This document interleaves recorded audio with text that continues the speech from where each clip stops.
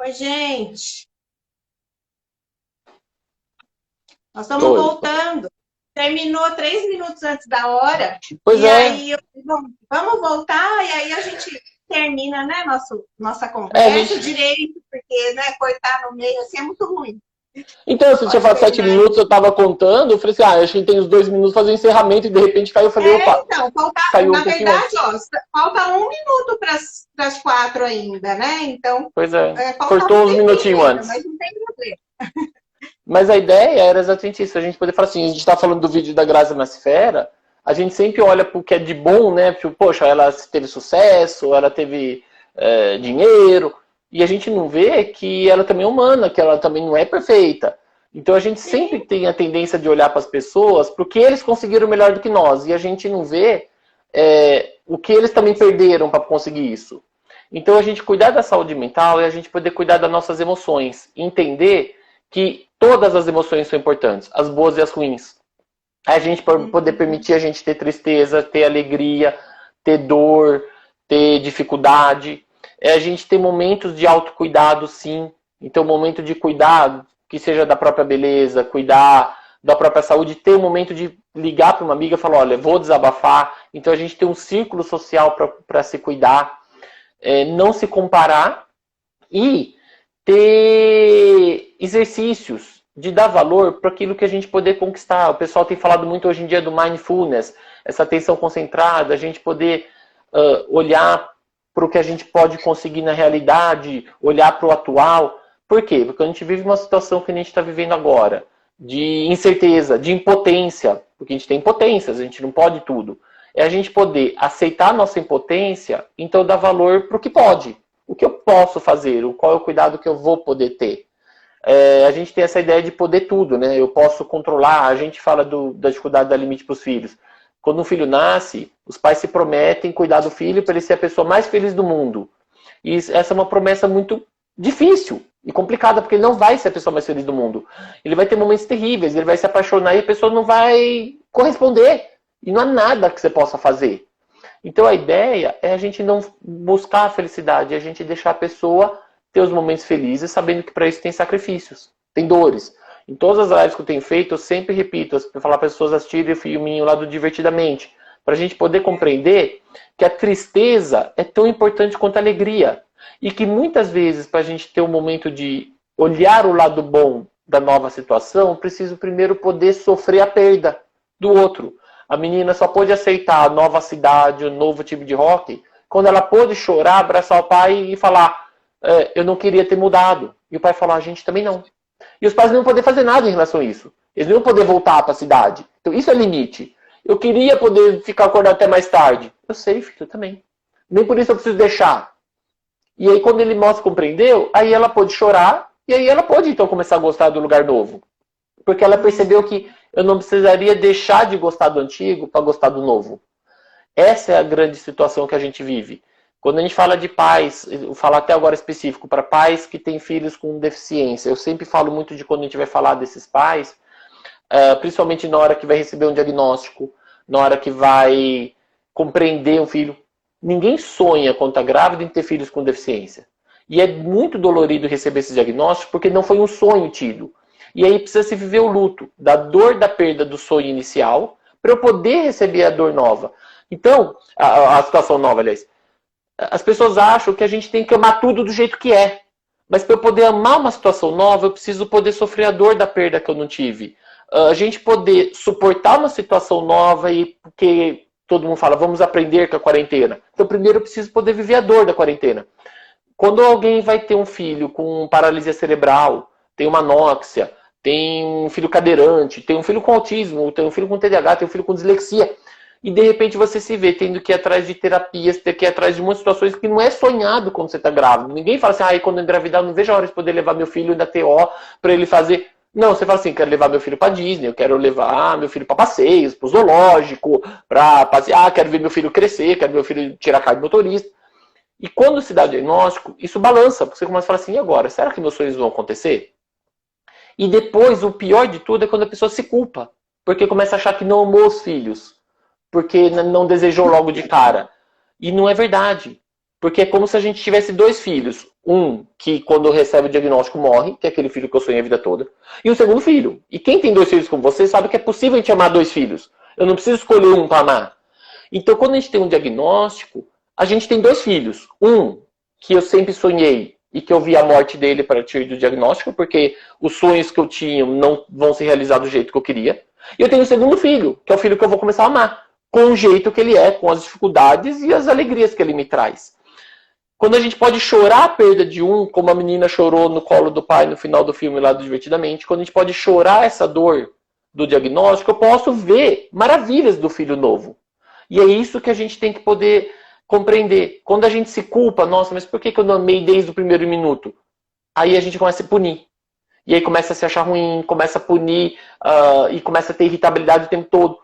E esse luto, para quem tem filhos com diagnósticos graves, é eterno. Porque a cada fase da vida vem uma nova realidade do que ele poderia ter se tornado, do que ele realmente se tornou. Poxa, mais do que eu imaginei, mas menos do que eu tinha sonhado lá de cara.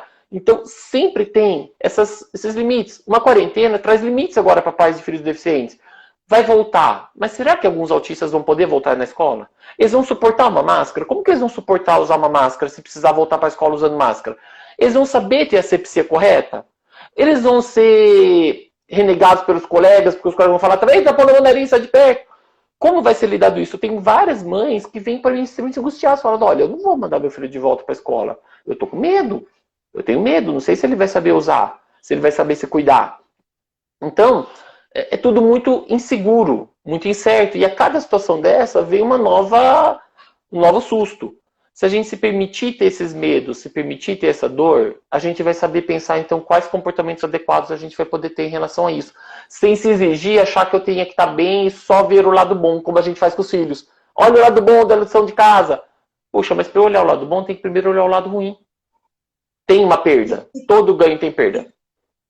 E também, né, Yuri, a gente fala, puxa, se eu soubesse disso, né, por exemplo, hoje, com tantas coisas que a gente está vendo, aprendendo, se eu soubesse disso, quando aconteceu tal coisa, se eu soubesse disso antes, ok. Né? Putz, por que eu não fui aprender sobre isso? Daí a gente começa a se culpar também, de não saber antes, para não ter agido antes da maneira que a gente pode chamar de adequada, né? Então, mas isso é uma fase do luto também. Não sabia antes, não sabia. Fiz o que era o meu melhor naquele momento. Daqui para frente, eu posso fazer um melhor diferente. Né? Isso que você falou, Suzy. Os conhecimentos, aquilo que eu vou aprendendo para, né, fazer diferente. Isso que você falou é uma fase normal do luto. A gente fala quando a gente está vivendo um luto, tipo, o que é o luto? O luto não é só morte. O luto é toda vez que eu tenho uma perda significativa. Uma perda de liberdade, uma perda de um sonho, de um filho que eu sonhei e não tive. A perda de uma esperança. A gente vai passar por vários sentimentos do luto. Um deles, desculpa, eu engasguei, é a negociação. A abnegação, a negociação. Onde a gente começa com esses Cs. Se eu tivesse feito isso, será que teria ficado tudo bem? Se eu tivesse feito isso, como se eu pudesse controlar e ter impedido essa dor. Então, é um jeito de ser uma negação, que também é uma fase do luto, quando a gente fala, não pode ser, não é. E tem a negociação. Quando teve aquele incêndio da Botkiss, todo mundo fica em choque.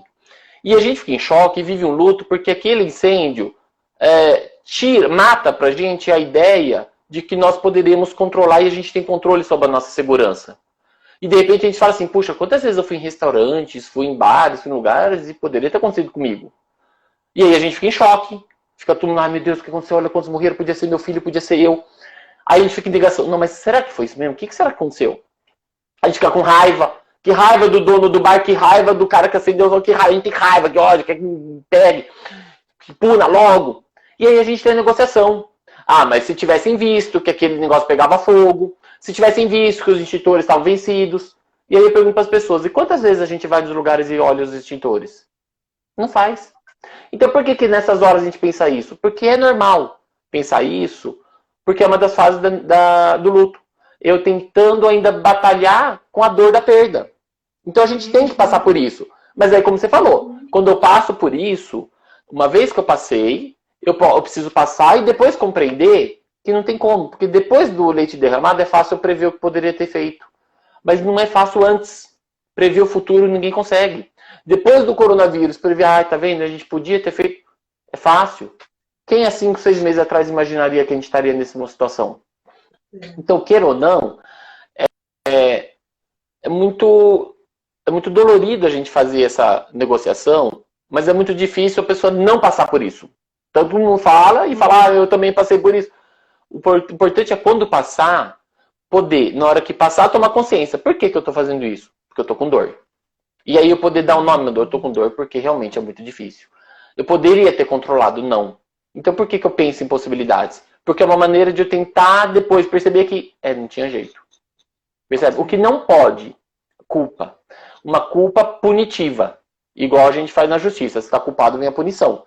A autopunição é uma das piores que existe para as pessoas saudáveis mentalmente. Tá? Para psicopatas não, eles nunca se punem, eles acham. Mas pessoas que têm saúde mental, pessoas que são afetivas, se punem muito gravemente. Porque elas sempre se exigem o melhor. E quanto mais afetivo, mais é a punição que a pessoa se dá. E esse é o cuidado que a gente tem que ter quando a gente fala do cuidado da cabeça, é cuidado com a punição, cuidado com essa exigência de achar que nunca foi a mãe perfeita, que nunca foi a mãe boa, que nunca foi o pai bom, que nunca foi o marido, uma esposa boa. Entender que a gente sempre tem que se aprender com a gente. A gente aprende com os filhos, o Miguel ensinou, tipo, pô mãe, como assim você não liga pra mim? A gente aprende o tempo todo, percebe? E eu acho que é isso que a gente tem que entender. A gente está aprendendo com o coronavírus, a gente está aprendendo com a quarentena. Eu acho que a gente está aprendendo sobre autismo. Tem muita coisa que a gente vai descobrir de autismo que eu acredito que a gente não sabe ainda. A gente já sabe muito mais do que antigamente, mas tem muita coisa que a gente não sabe.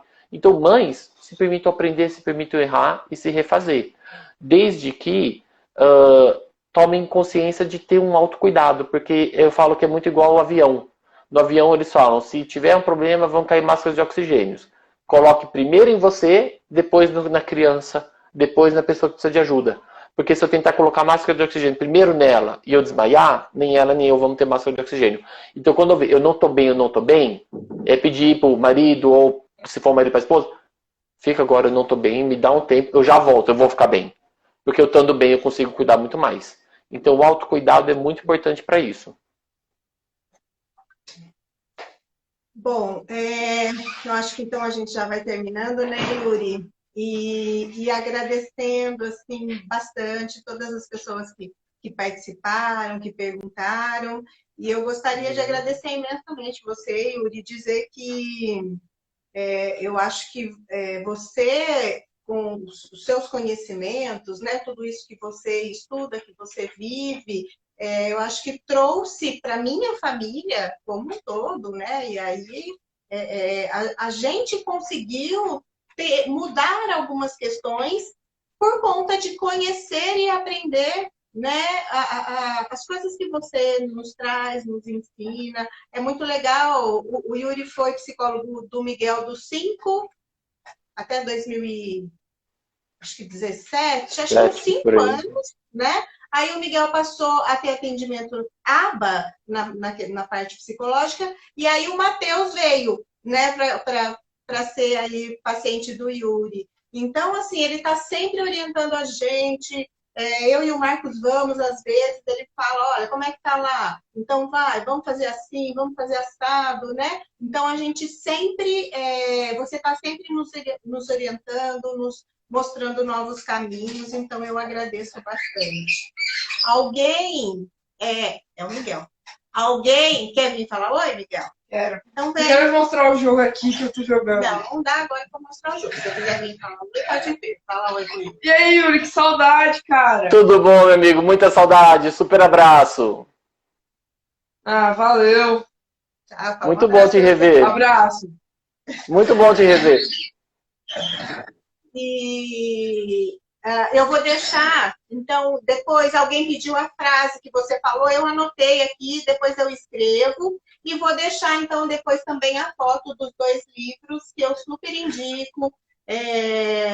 Eu acho que, assim, todos os pais deveriam realmente ler e aprender um pouco com tudo isso que você e o seu pai, né, doutor Ivan Capelato, gratidão, passam para a gente nesses livros, né? Eles me ajudaram muito também, a leitura deles, eu super indico.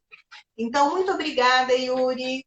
E a gente se coloca aqui à disposição, todo mundo que precisar, que quiser conversar alguma coisa. Quem quiser, de repente, o contato lá do consultório do Yuri, pode procurar a Clínica Capelato, que tem lá, né, todos os contatos.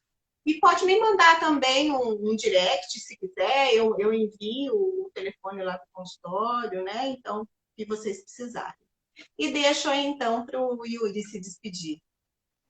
Eu que agradeço. Você sabe que eu tenho muito, muito carinho pela família de vocês. É uma família que eu admiro muito, acompanho já há muitos anos toda a batalha de vocês e vejo assim como muito exemplo. E quando eu falo como exemplo, é exatamente do que a gente falou tudo. Não é exemplo porque, tipo, nossa, fazem tudo perfeito. Mas exemplo exatamente de nunca desistir, de ser aquela pessoa forte e, assim, de não ter medo de se apresentar, de assumir os erros, os acertos e não ter medo de sempre aprender. Porque a gente sabe que a gente não é perfeito. E é uma pessoa que, assim, é uma família que eu admiro muito mesmo, porque a gente sabe de todas as dificuldades e não é fácil, mas tá firme e forte. Eu acho que isso é uma coisa admirável. Então eu agradeço muito de poder também fazer parte da vida de vocês, de poder ter acompanhado grande parte dessa história, de poder estar acompanhando ainda. E agradeço esse momento da gente poder estar aqui junto, agradecer por esse canal que você abriu, do Autismos, e poder estar ajudando tantas pessoas. Eu acredito que vai poder ajudar também muito mais, porque eu acho que assim, uma das coisas que a gente também fala, quando a gente fala de cuidar, é da rede social, a rede de apoio, buscar pessoas que estão próximas. Então a gente vê que isso funciona em tudo, né? Alcoólicos Anônimos se juntam, né? Então assim, acho que mães de crianças com deficiências também têm que se unir, porque elas vão poder se identificar, trocar ideias, o que para uma funciona, para outra não, como elas estão agindo. E vão descobrir que, na verdade, elas têm muito em comum em relação aos sentimentos, às dores. E poder se sentir um pouco mais normais, um pouco mais humanas. Porque elas sabem todo o sacrifício. Eu falo que só quem está na pele, sabe? Eu sou um psicólogo que acompanha essas famílias, mas eu falo que viver é só quem está vivendo. A dor de uma mãe, eu falo que tem pessoas que exigem das mães. Olha, você não está cuidando direito, você fez a atividade que a TO mandou? Eu falo, gente, primeiro pergunta como está a rotina.